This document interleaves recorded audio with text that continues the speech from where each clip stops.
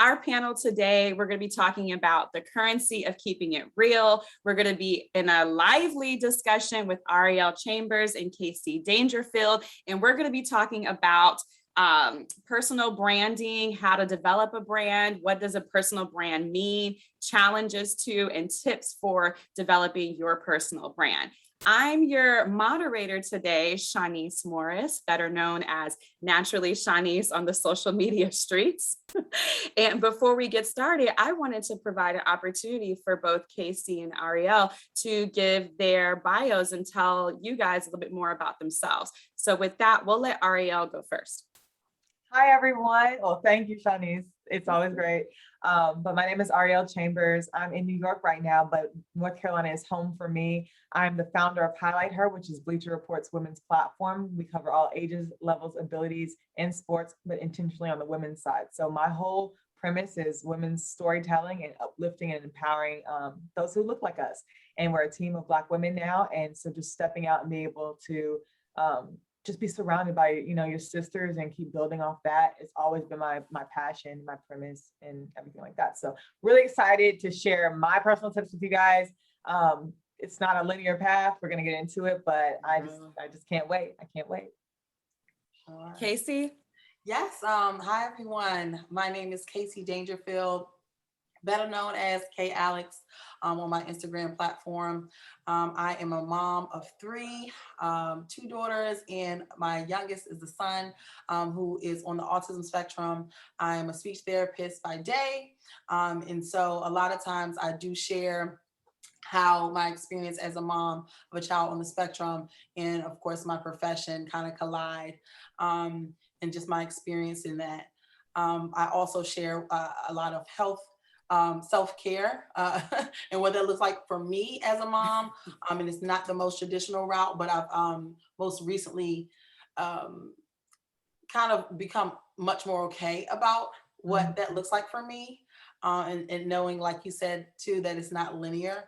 Things aren't linear, it can look different and it can change from time to time, So that's something that I do share on my platform, and that's the space that I'm kind of in. But there's a lot of myriad of things that I kind of share. I'm more of lifestyle content creator. Casey, I need those self-care tips. I need to throw my way. Right. I live for a good self-care. And I'm Shauniece. I am located in Prince George's County, Maryland. I am a wife, a mom. I work full-time as a project manager. My background is in science, so I'm actually a scientist. And in my spare time, listen, I run a blog and a YouTube channel called Naturally Shauniece, which focuses on hair, beauty, and lifestyle, mom, really just all that it takes to be me. And I share tips just like you two. So let's get into it. Obviously, both of you are very well established in your personal brands. And I'm excited because I feel like, I guess the word of the day is going to be linear. And you're right, it's not linear. And I'm really excited just to learn from the both of you on how to further develop my own personal brand, because I feel like I'm always learning, like I'm not there yet. So I'm really excited. So with that, Casey, can you tell us what is personal brand? Both of you, how would you describe the definition of personal brand? When I hear personal brand, I really feel like, again, it's personalized. I feel like it's who you are. So, my personal brand, even if it's lifestyle, if I, categorize it as such, or motherhood, it won't look like the next mom or the next, mom content creator or next lifestyle content creator. So I love personal brand because, again, it's personal to that person. And it leaves that flexibility of not being in a box. So it can be a myriad of things. It can be, you designing or decorating your home this week, and the next week focused on fitness a little bit. That's what personal brand means to me. While, you may be in this category, you can also be unique, With 2 words that, as you were speaking, came to mind was ownership and alignment. And so I feel like anything that you can take ownership of and anything that aligns with what you want to do, what your passions are, again, knowing your why, that's your personal brand. And a lot of people look at personal brand and think it's like just like how you put yourself forward, but I think it's like how you live and breathe and what you want to talk about through your passions, and something that is really, really going hand in hand with what you're trying to accomplish. Yeah, I love that, because I feel like, I mean, the title of this session is called The Currency of Keeping It Real. So listen, I love that you said alignment with, your passions and purpose, and kind of merging those together with who you are to develop your personal brand. And we're multifaceted individuals, as, Casey had mentioned. So definitely. So with that, so now we know what a personal brand is. What are some ideas for like developing your personal brand? If I'm starting from zero, right? And I'm like, man, how do I think I want to do this social media thing, or is a personal brand just on social media? Can this be career, LinkedIn, those type of things? Like, what does all that encompass, and how do we develop it? I think like Arielle said too, I mean, knowing your purpose and knowing your why. So, is it, your passion of kids and all the things, or, like I said, if you're like a teacher or a therapist, sharing childhood development, or do you like a certain wine brand, and I think about a lot of times, Steve Harvey and Diddy, how they have their hands in all sorts of things that they love, so it's like they are the brand. But we're strong on knowing that we don't know them personally, but what they do come across as are, strong Black men, businessmen, who love to enjoy maybe a drink or two, but then also, so it's like, it does all kind of collide. We don't have to be this one person. We don't have to be this professional 9 to 5, and not be able to do X, Y, and Z outside of that. But knowing your why would definitely help to guide everything in your purpose, which is hard for a lot of people. I think for me, it's still like, what's my purpose here on this earth? And it kind of switches too. There may be a season in which, even for like motherhood, it's like, focus on these kids, they're so young, and build a foundation, where other things will be pushed to the side, even your personal whys or goals. So I think knowing that your whys, it will help to guide for sure your personal brand. Agreed. As far Arielle? as, it's Arielle. I'm sorry, guys. Sorry, Arielle. As far as starting to build it, I don't know who's in our audience right now necessarily, but my advice to somebody who wants to start a personal brand is don't wait for your yes. So a personal anecdote for me is I was a professional cheerleader. I cheered for the New York Knicks, Rangers, and the Liberty. And the Liberty is the WNBA team in New York. And I saw that, coming from the NBA season, seeing how much press and how like many people were in the audience, it was a huge discrepancy between the NBA season and the WNBA season. And I had a few friends that played in the WNBA. So I'm thinking like, these are the top 144 athletes in the world's most famous arena, and only 3 people are here from press. Like, these are Olympians, these are world-class athletes. It's the most competitive league in the world, and nobody's talking about them. So I hit up some of my friends and I was like, hey, can I interview you on my cell phone? And I started filming them on the iPhone and posting it on Twitter, and it gained traction. And that became my brand, being somebody who uplifted the WNBA in particular. And so as I'm seeing these moments in games that people aren't seeing because they're not at games, saying just something as simple as the WNBA is so important. And that started about 6 or 7 years ago. And as I kept using that same phrase, it got affiliated with my personal brand because of the consistency behind it and the weight it carried because of the content that was coming with it. And so now when somebody says Ari Chambers, it's directly tied into the WNBA because they know that this is a passion of mine. It's in alignment with me. I can take ownership of that space of storytelling within that.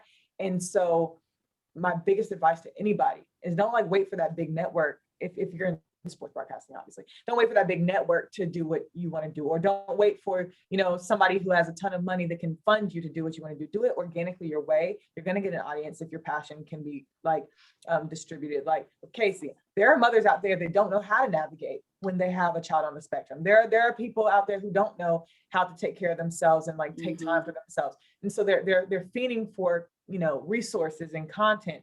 And so the root of the thing is, it's like, if you have this premise, you have this passion, and you have the means to communicate that to somebody, you don't need to wait for a group of people to already follow you. Just put it out there. People will bite and it will build. And that's how the personal brand is made. And that's how affiliation happens. And that's how notoriety happens within it. Yep. And I find that when people see you organically doing, you know, just starting from zero, you know, and seeing you grow as your audience continues to grow, people love to see you come up from the beginning and watch your growth. So as you continue, like then they root for you, they want you. And then next thing you know, they're like invested in you. And you're like, hey, I'm just sharing, you know, this behind the scenes of the WNBA, or, hey, my son was diagnosed with autism, and I just thought that I would just share a few little things that I'm learning in hopes that somebody, and people get so pulled into who you are. And next thing you know, they're like, what's that, you know, in your background? Hey, what type of hair? And they're not even focusing on what the message that you're saying. They want to know about you, who you are. And that's for me, how my own personal brand has really developed. And so you start to learn things that you're good at. You start to learn what you're comfortable talking about. You start to be able to read and learn your audience, and that content and what you share starts to develop more organically. That's what I don't want to like jump, but like, go ahead. You said like you do natural hair care and everything. I'm looking like, when my hair was blonde, it didn't look like that. My curls were, so I'm looking at your curls, like, how do you do that? And that's another thing. Like, when your personal brand is something like, you know, Black hair care and skincare, and you have these flourishing curls while they're, you know, bleached, I'm like interested, because you're a walking example of your personal brand. I'm like, girl, mine look like a broom. So I don't know how you're thriving. Listen, blonde doesn't play fair. Let's look, just be very clear. Doesn't, but you are winning in this war. Thank you, sis. But just being that walking brand. So now I can look to you, and I see your aesthetic with your plants and everything. And even though I'm in a hotel room, I can't, you know, my studio wouldn't look like that if I was at home. So it's just the fact that you guys are representing exactly what you stand for on your social media. I love it. And that's really keeping it real, right? Because there's a cost. I love the title of this session, because there's a cost when your personal brand and who you are as an individual is not real. And that currency, I can't even, I was about to say a bad word. That currency, I was going to drop an F-bomb. That currency would really mess you up, like long term, to your personal brand, because I can always tell when somebody is trying to be something that they're not. Like, they're trying, like, it's like, sis, bro, you're trying too hard to develop this brand. I feel like when we're developing our own brand, it should come naturally to who you are as a person. Yeah. And I think people can read that, you know, they can see through that. People like, and I've always said this, even in friendship, people like you when you're you. Like, just be you, you know, when you're trying hard, when you're trying to be something you're not, you know, it almost shows that you don't like yourself. Why should I like you? You know, why should I? I mean, so, you know, I'm not for that. Like, I think that's a lot to have to build a facade and then keep up with a facade. You know, I've met people in person, and I'm like, you know, you cross online, or you can really truly stand on what you share online. But for sure, I think that people do fall in love with the person behind the brand. I actually watch and follow, like you said, people building brands or even products that, you know, the products may not be A1 top notch, but people love the person behind the brand or the story behind the brand. So they support it, you know, they sell it out in minutes and things like that. So that was a good point. That was a good point. I have a kind of contrasting thing, because I want to challenge everybody to ask yourselves, what is trying too hard mean? Because when I first started, I tried really hard. I tried and I failed, and I kept trying and I kept failing. And there were times where I had to envision myself in it. So I would be covering as media on an orange carpet, which is the WNBA's like red carpet. But then after, I would hop on the orange carpet just to see myself in those spaces. So I challenge everybody out there who's like, who's looking at people saying, hey, you're forcing this. Sometimes people need that force. in their life in order to envision themselves in those spaces. So a little grace and lenience with them, that, but don't get it twisted with lack of authenticity. So that's what I think. And that's, You hit it right on the so head. as long as you are moving from a place of passion with genuine intention, that's one thing. But I know that I was the girl who jumped on that red carpet because I had to see myself. I completely agree with you. I think the key is the authenticity, right? If you are operating outside of who you are, right? So it goes back to kind of what Casey said a few moments ago. You meet somebody who online, you're like, oh my gosh, like this person is, and you meet them at an event. I'm sure we've all been there. And you're like,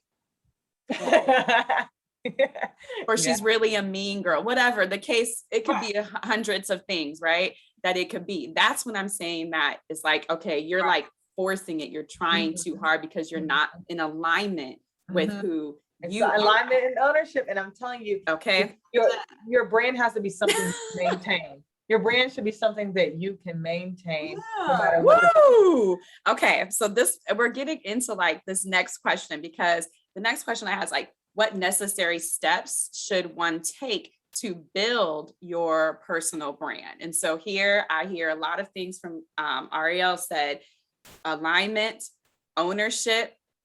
What do we get in? Being authentic.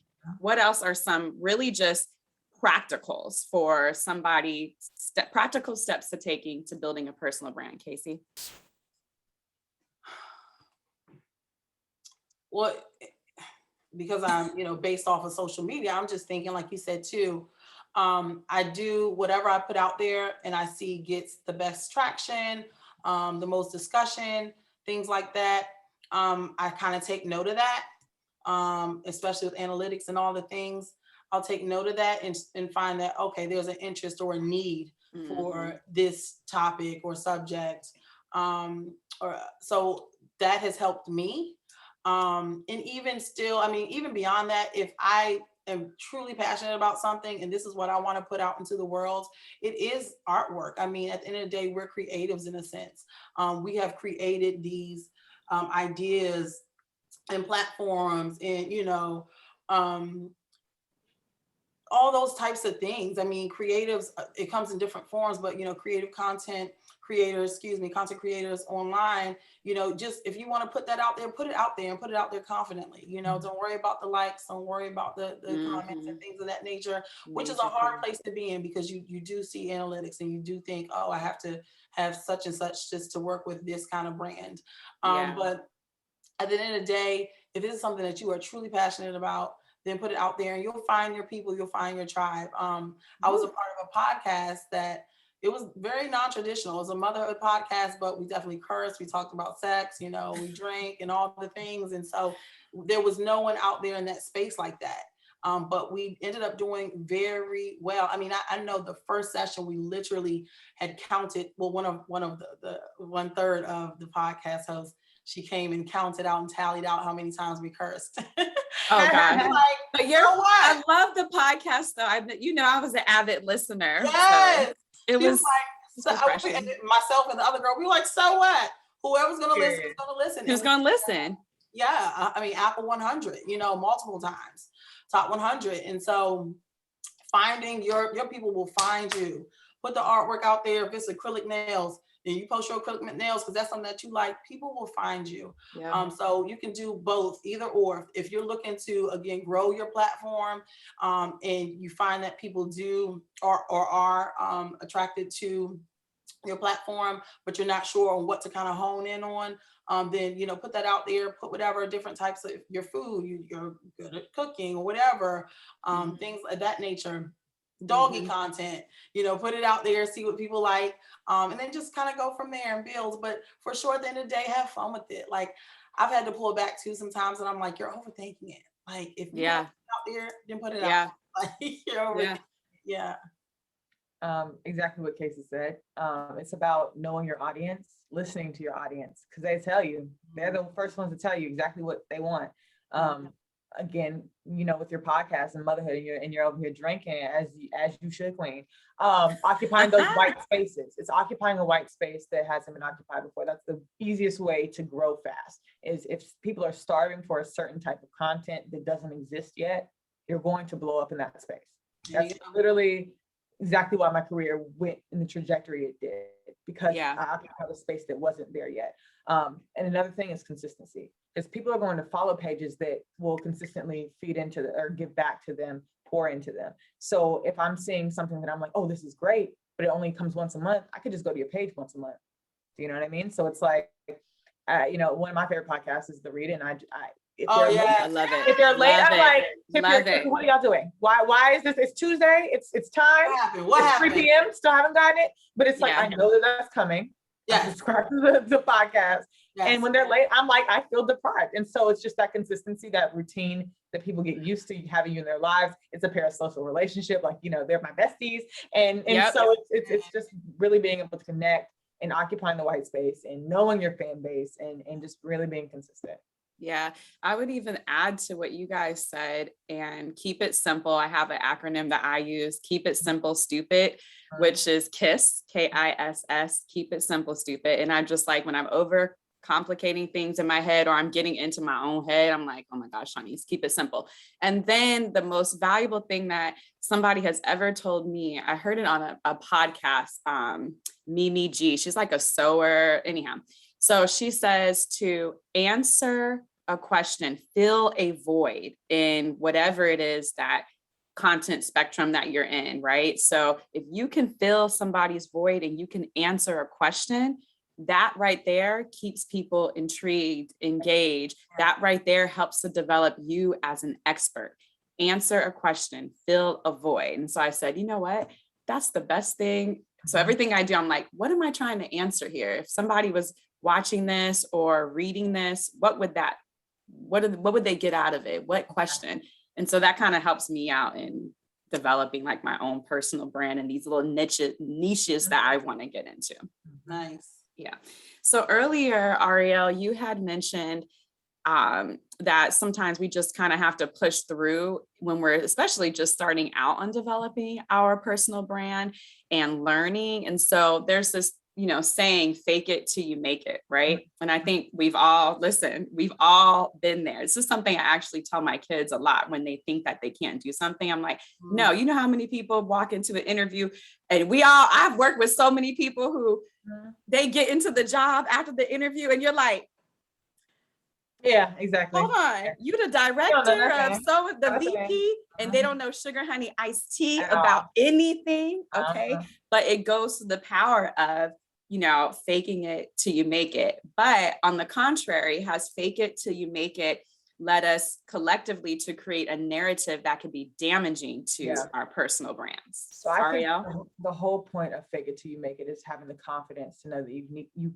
have the capacity to occupy the space. So fake it till you make it, to me, means seeing yourself in that space and having the confidence to sell yourself to that space, but you also should be equipped. So if you're you should also you should also do the preparation and work to get to where you want to be. Yeah. So even if you're not allotted the privilege of just walking through the door, when you come through that door that's open for you because you're like, hey, I'm here for my appointment. They'll have no appointment at all. But like, hey, I'm here. You have something to present. Yeah. You get it? Like, so instead of figuring and making like, I think I want to be a lawyer tomorrow. You're not gonna, you're just not gonna do that without the proper research that it takes to get there. What I like to do is see people who are in the place where I want to be. So again, my personal anecdote, when I first started out with the WNBA, I love LaChina Robinson. She's like my big sister now, but I was like, this is my goals personified. What would it take for me to do that? And so I was like, I'm a cheerleader. I want to cover basketball. So let me study the game. Let me be around people that know the game really well. Let me learn from them. Let me watch them. Let me talk to these players about like breaking down the game. Because even though I want to tell personality pieces, I still need to know basketball. And so when I walked up to LaChina years ago and I said, you're my goals personified, she said, oh, I already know who you are. Take my number. You can shadow me. And so I shadowed her, learned the things. And Go like, ahead. I put on the headset and everything, and I was like, "Ooh, this, I see myself in Go this." ahead. But if they would have put me on right then and there, I would have been equipped because I've been doing all that research before I walked up. Yep. So instead of faking it till you make it, how about prepare and then just know that you belong there? No, Okay. right. That's what I was gonna say. Know that you belong at the table. It's literally like, I'm in there. Get to the table and perform. Then perform. You know, like, but know that you belong at the table, and almost like the whole imposter syndrome type of thing. Yep. Which we all kind of have. And even Yeah. back to Arielle earlier, Arielle, right? Arielle. Arielle. Just call me Ari. Listen, we gonna get her name right every time, Queen. Every time. It's But Arielle. Okay, get it right, Shauniece. All right, then we get it right. We can get that Ari, A right. yeah, We can get that A This right. is her personal brand, and Look, we I got the messing space up, correct. okay? We got time. I got time, okay? So, you know, just going back to when you were saying too, you know, jumping out there, doing it, you know, all that, like, there's times where you probably felt unprepared or not worthy. Still, but right, you you know, Mhm. but just, you know, that's what faking it till you make it means for me. It's like having the confidence. You know, you can get so much done by just being confident. I mean, people are gonna be like, wow, she just had, it's something about, she has it. Like, I don't know what it is. It's just it. She owns the room, things like that. And you belong at the table, and who knows what can go from there, you know? So having that confidence, definitely, Ari, like, people, they took to you. Wow, you know, okay, this girl, again, she's doing this X, Y, and Z. She's, you know, throwing out this platform for the WNBA, and people took notice from there. Like, you had it, you know, you had the confidence, and that's what it really falls back on. Like, own it, jump out there. Don't look for everybody else to necessarily be your cheerleader. They may come tomorrow, or they may come years later. I'll just jump out there and be confident, own it.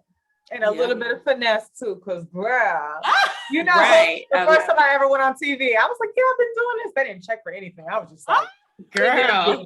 And so now we're here. But Yeah. just a little finesse goes a long way too. A little finesse, a little bit of prep work. Okay. Don't forget the work, and confidence in knowing that because you've worked, because you've done the research, you are equipped. You do belong here. Right? Love that. Okay. I love it. So what advice do you guys have for people who are trying to find their niche market and gain trust in their followers? Do a market you're passionate about. So whatever you enter, be passionate about it. Because if this is something that you're going to want to make your personal brand, personal means personal, you're going to have to engage with it a lot. You're going to have to be surrounded by it a lot.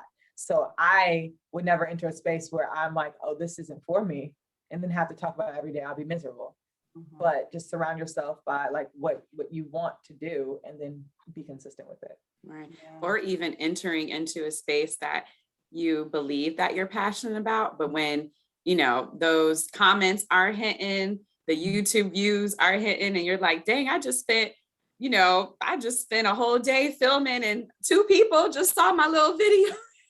You know, and you have to have the passion to push through those things, right? It's a slow build. People don't realize it is. Social media a lot is a highlight reel, but like, they don't know the years and years and years and decades that's been put into it beforehand. It doesn't need to be an immediate satisfaction, an immediate reward every single time. The reward should be the work that you're doing, knowing that you're fulfilling your purpose. So it shouldn't be a situation where you're just looking for instant gratitude, because that's not going to come. That's just not going to come. The social media is oversaturated anyway. And so everybody's trying to be an expert in things, but what you need to do is focus on what you can do, what you can impact, and make that your brand. There we go. Yeah. Casey. And I found too, you know, sharing, again, is there a space that's not occupied, that's not talked about because it's not as glamorous? So sharing my separation and divorce. Absolutely, you know, I mean, I cringed just hitting posts like, oh my God, am I doing this? But I felt not a need, but almost a need, because I had never seen anyone to openly share that. It's almost like, oh, you had this $100,000 wedding, not my wedding, but a gorgeous wedding, all the things. And then quietly we start stop seeing you and your husband on holidays and all the things. And it's like, what happened to that couple? And you become invested in people, for sure, in their lives, their children, their careers, their highs and all that. And I had never seen anyone to openly share, that they were going through, a separation and divorce. And so, that's that I won't say that I'm somebody to, necessarily promote, post when you're going through low points, but because that's a vulnerable space to be in. But I also know that people resonate with that. And, it almost helps them to connect with it and get through that same space if that's the space that they're in. So even sharing my son's autism, people, definitely reached out about that, and they're like, oh my gosh, I think my child may have it, or what are signs, or I've never shared openly about my son, and you made me feel like there was no shame in it, even so it's like maybe sharing, some of the, and you don't have to, because the intimacy is intimacy. You can share that with family and friends, but also just sharing things where there may be a need in sharing. So I don't know what that looks like, but that's where you can find that intimate tribe of people. So I'm sure there was gossip about my posts and all the things. The shares were absolutely crazy, but then there were also spaces where women reached out and said, oh my God, I left my husband 2 years ago. Oh my God, like I'm in that space, or how are you getting through it, or whatever, what are you doing? So I think that, sharing some of those intimate moments a little bit, especially if you want to connect with your following, you're going to have to open up a little bit uncomfortably. You're going to have to open up a little bit. They want to know a lot more about you. So, maybe it's your favorite coffee. Maybe it's your, like I said, it's your nails that you get done. Yeah. I'm going to hop in too, because Casey, I agree. Like, there is a need for that vulnerability because they like to know that they're your best friend. But I would stress to the audience, not everybody's ministry is going to be, let me share my thing. So you don't have to hit these vulnerable points in order to have a personal brand. My friend Liz Swanson, she's actually Miss Charlotte, or she was Mrs. North Carolina this year, and I was Miss North Carolina. And her platform is entrepreneurship through like cotton candy. So she has a cotton candy business, niche, very niche, and it's a white space. And she's like, you can own this being a mom, but being an entrepreneur. And I bring good to the neighborhood by cotton candy. And that's something that intrigues me, because I was like, oh, that's real cute. You know what I mean? Right. But I don't know about her family problems, but I do feel connected with her because I'm like, I love sugar. We all love sugar. It's great. But don't feel the pressure to get more than what your boundaries allow you to give. And so like, I know a lot of times, like for me, I am an activist. Like I just love activating in the community. I'm inspired by Chelsea Miller and Nia White from Freedom March NYC. So I'm out there on the front lines, but I always tell people, like with protesting in general, there are ways to advocate when you don't have to be on the front lines, where, if you can't handle that, because we're going through secondhand trauma, you don't have to be marching, but you can like make a monetary donation. You can talk to your non-Black friends about what we're going through, but all of those are just as important. So on social media, if you're sharing your vulnerability, like with your separation and with your child, that's one way to activate. But there's another, like there are people over here that are like hair care tips, which are equally important, but it's just knowing what you can handle. Right. There's a cost. Knowing what you can handle, but they're not going to do it. There's a cost, the currency of keeping it real, right? Yeah. Where as you're building your personal brand, you have to really decide what are your limits, because there's nothing worse than, and we hear it, right? We hear these, I think there was an actor who, I forget his name, who passed this week.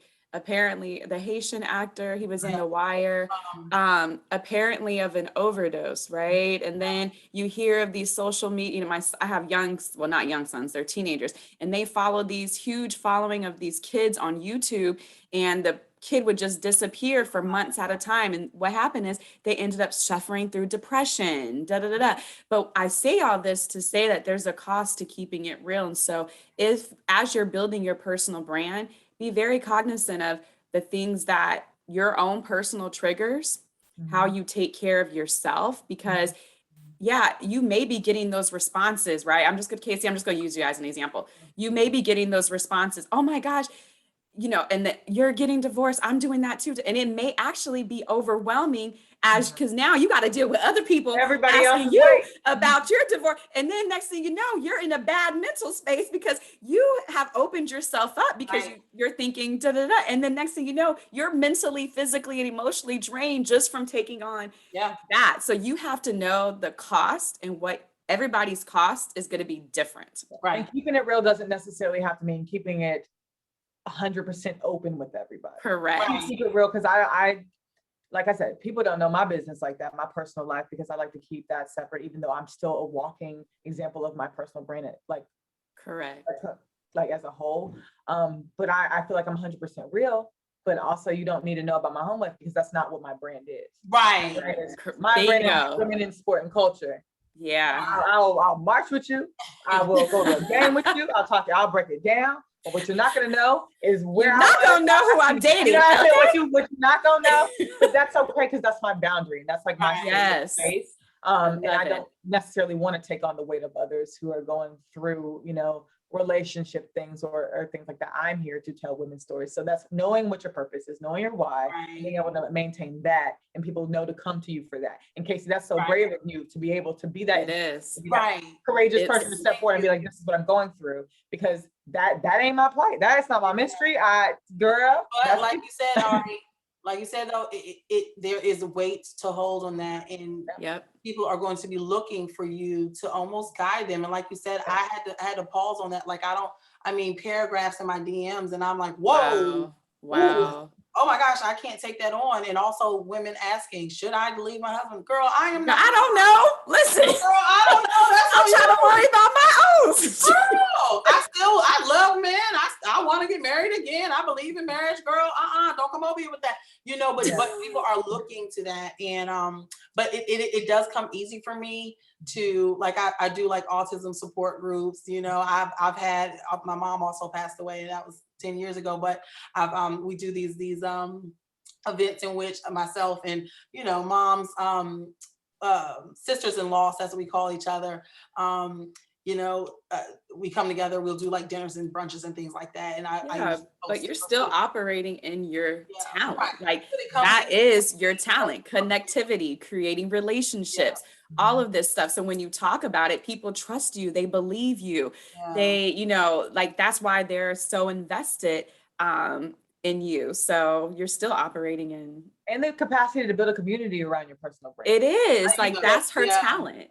There's this girl I know, Allie Love, and she's a former Nick City dancer, and that's how I know her through the Nick's organization, but she's also a Peloton instructor, but she also has her own brand, the Love Squad. And so what she does, her passion is, self-care through fitness. So she has us meet up.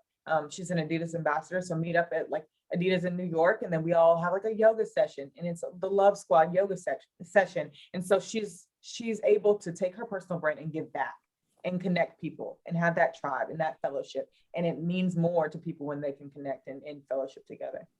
Yeah, I love that. Your brunches are everything. So yes, ma'am. It is. And women want community. People want community. And so just remember that as you're building your personal brand. If you can build a community over follower count or subscriber count, that right there is going to be way more impactful to your personal brand long term. Yeah, I agree with that. I feel like, I don't have the coveted 10K yet. I feel like I'm always just like inching towards it. I'm like, who cares, Casey? You can sell out a box in you can in 2 minutes. People are more invested now in a box in 2 minutes, and I'm like, girl, there's people with 100K that may not be able to do that, but because again, the connectivity may not be there with their following. And so, again, kind of look for your authenticity, know who you are, find your tribe. Like we said, be consistent, show up how you want to show up.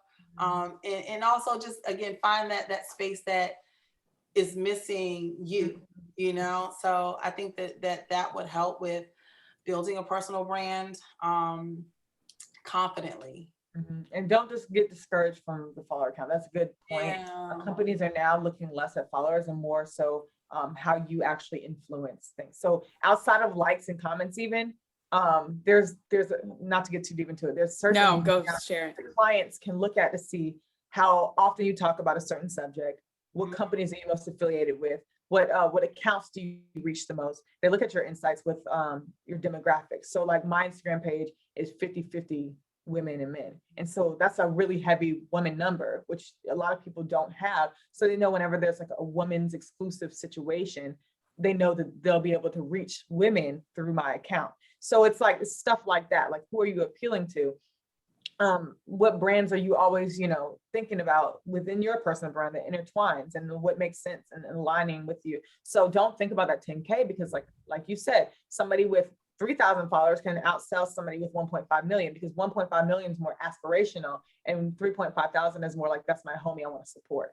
And so just we have to think about it that way, like what is the actual influence as opposed to the reach. Mm-hmm. Yeah. Yes. All of that. Listen, that's a whole nother. I work in social media, y'all. So just listen, that's a whole nother. This is like, I work in social media, baby. That's a whole nother topic here. A whole nother panel. Okay, it is a whole nother panel. Okay, so let's go ahead and land this ship. All right, so last thoughts. What advice do you have for someone who may be struggling to tell their story in an authentic way? Man, in an authentic way, I do know what that means. I mean, I do understand that, but again, I think they have to be, number one, at peace with whatever that story is, or whatever they may be going through. They have to be confident in knowing that if they share this, it's not really about response. But again, it will, if it helps one person, and that's my thing, like if it helps one person get through this space, because usually the spaces that, I've shared or that had really resonated with people are definitely dark spaces. But you have to know that if it helps one person, then your job is done, if you will, and if that's something, again, if authenticity, or if that is aligning with your brand, then for sure, share. But if it's sharing the miscarriage, I think that there's a lot of talks about rainbow babies and miscarriages more than 5 years ago now, because a lot of people will oftentimes post, even if it's their new pregnancy announcement, this is our rainbow baby, and it's like, wow, okay, she went through it too, this isn't some secret thing. Whereas our aunts and grandmas, they had to keep it quiet, they not had to, but they felt the need to keep it quiet. So just know that it is normalizing discussion around certain issues, even if you're the first of the first. Breastfeeding, I know that now I see breasts up and down my timelines, but 10 years ago, my girlfriend, I remember her doing a breastfeeding photo shoot and people shamed her for it.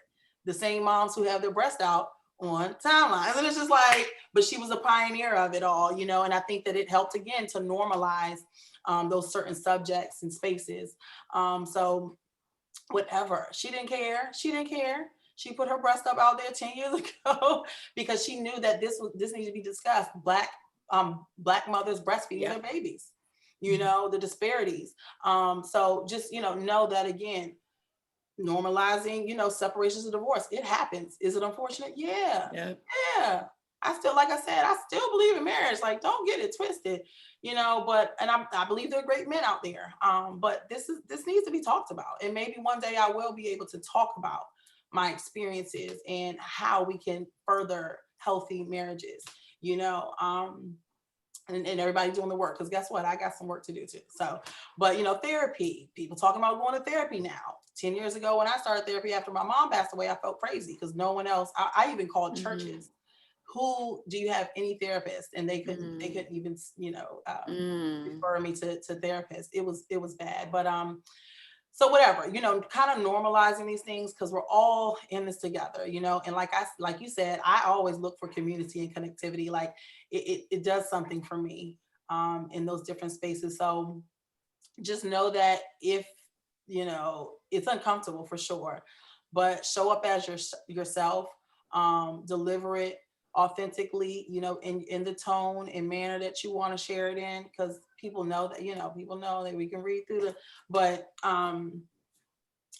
just jump out there. Just jump out there. I think, if that's something that you feel is a need and that you openly want to do, confidently do so. Mm-hmm. Arielle? I would just say, talk to you as the consumer.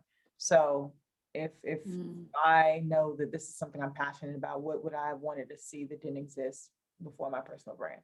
So that's just basically it. That's how I would deliver it. Yeah, that's it. Talk to you how, like, obviously we've dropped gems all day, but it boils down to, what do you want to see in this white space? And don't ever lose sight of that. Your whole purpose of doing it. Mm-hmm. Yep. Don't ever lose sight of your whole purpose. Tell your story, right? Align your purpose with your passions, right? So that as we are conveying things, it comes off to be authentic. And then you prep. Okay. Please prepare, y'all. Yes. Be prepared. Oh my God. I just had the Lion King, be prepared. Lord Jesus. Okay. So yes, that's, and that's pretty much all that we have today. I hope that those of you who are watching and participating in this panel, I hope that you walk away with a better sense of how to develop your personal brand, a better understanding of what a personal brand is. And listen, Arielle, Casey, make sure that you guys are following both of them. How can people stay in touch with you? Arielle first. So my Instagram, Twitter, LinkedIn, Facebook are all Ari Ivory. That's a big tip. Like, keep your handle very consistent, no matter what platform. Sorry, yep. Just keep it consistent. So Ari Ivory, every single platform, and make it make sense. So like, Ari is my first name, or Arielle is my first name, but Ari is my nickname, and then Ivory is my middle name. It's just very much there. And then that way it's just easier for people to search you no matter what. And then my work brand is Highlight Her, but it's very much tied into Ari Ivory as well. So Ari Ivory and Highlight Her are my brands. Got you. Casey. Yes. K Alex. So it is _K Alex on Instagram. That's my main platform, which I give a lot of time and attention to. So, for sure. And like you, Ari, actually, K is, my nickname, and then my middle name, Alex, from Alexandra. So K Alex, and pretty much that's it. Yeah. Yes. Well, thank you both for your time today, dropping all the jewels and gems. I wish nothing but success to you both in being your authentic selves and the continuation of your own personal brands and businesses. Thanks, ladies. Thank you so much. And cut.